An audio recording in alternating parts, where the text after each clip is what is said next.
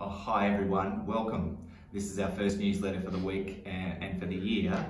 And traditionally we like to give a bit of a YouTube clip to go with the newsletter, just to talk to a few of the items that you'll read. We've had an amazing start this week. The weather's been absolutely beautiful. All the kids have come back and settled into class well, and that preparation that we've been able to do over the first 2 weeks of school with the teachers has really paid off, and everyone seems happy. And I really thank the parents for their support over the past week and prior to school starting. Been a lot of information we've had to give you around COVID and all the things that we've been putting into place. But generally, really happy with our start, and thanks for your support. We've had some parents asking about after school activities. At the moment, we've just got all of them on hold and we're talking with our outside facilitators, but it looks like that we won't be able to hold many of those after school activities until the week of March the 7th. Some will start in week 5, but just stay tuned for more information about that, and we'll get them underway as quickly as we can.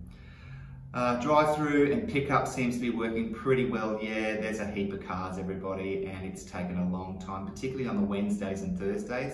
They're the days that the college finish at 3 o'clock, so it does take us a lot longer to move the cars out, and there becomes a bit of a traffic jam. I'm hearing the stories on Facebook about, you know, we need a double laneway into the school. Would be perfect though.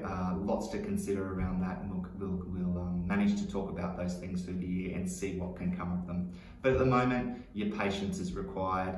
It does get better, and it's a half an hour out of your day. Sit in your car, bring some good music, and we'll get your kids safely home each afternoon. Thanks also to the parents who wait on the other side of the hall. That's crucial. We really wanted to not have parents come to the undercover area of an afternoon. I know it's really hot. Come into the hall if no one's in there and seek some shade, but please continue to wait outside the hall, and we'll bring the kids to the hall for you to collect each afternoon. I want to talk to you quickly about communication. We're tightening some of our communication protocols from year levels to parents this year, so parents can expect fortnightly communication from their year level teachers as a year level to go home every fortnight.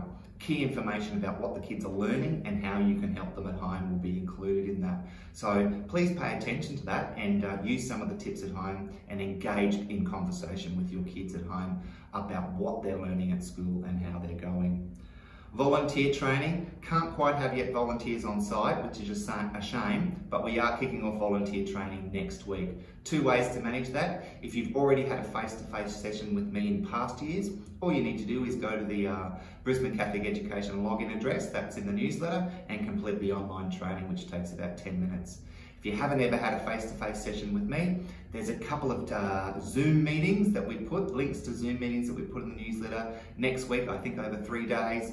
They're a 10-minute session, so log into them. I'll be at the other end, and we'll share a few messages about the importance of being a volunteer in our school community. The cookbook. There's still quite a few books available, and we've still got it on Quicker, so if you want to grab one of those cookbooks in the next few weeks before we take it off Quicker, please do so. $15 each. They're a really good book, and I'm hearing stories of parents trying different recipes out from other parents and absolutely loving it. So thanks again for that initiative from the CSP. One final message from me before I go. I just wanted to make sure that all of our families in the community have the BCE Connect app on their phone.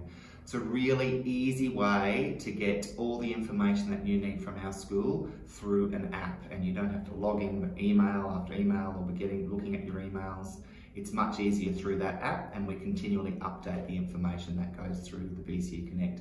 And also, if we need to send out urgent messages, it will pop up as notifications to you within that app as well. So if you haven't yet got that app on your phone, do so and give us a call if you need some support on how to download it.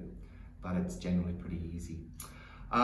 First week down, we're calling it week 3 still, so we jump into week 4 next week. Have a great weekend, everybody, and stay safe and well, and we'll see you all next week. Bye.